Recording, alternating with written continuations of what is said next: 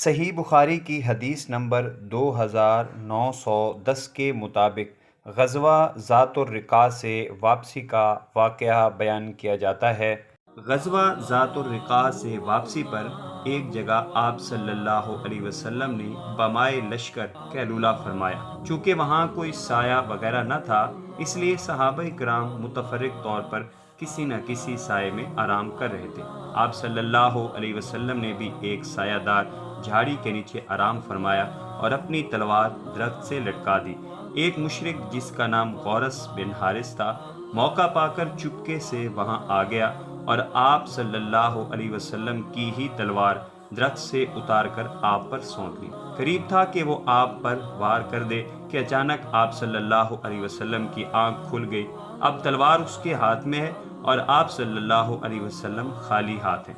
مشرک کو یقین تھا کہ اب میں ایک ہی سیکنڈ میں آپ کا کام تمام کر سکتا ہوں۔ وہ متکبرانہ لہجے میں بولا، یا محمد، تمہیں میرے ہاتھ سے اب کون بچا سکتا ہے؟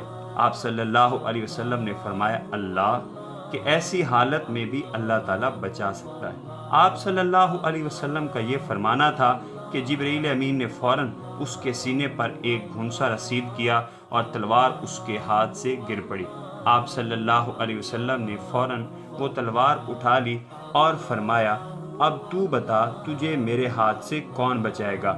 تب وہ آئیں بائیں شائیں کرنے لگا اور آپ صلی اللہ علیہ وسلم سے معافی مانگنے لگا، تو آپ صلی اللہ علیہ وسلم نے اس کو معاف فرما دیا۔ اگر ویڈیو اچھی لگی ہے تو اس ویڈیو کو شیئر ضرور کریں، ہو سکتا ہے ایک شیئر سے یہ بات کسی کے دل میں اتر جائے۔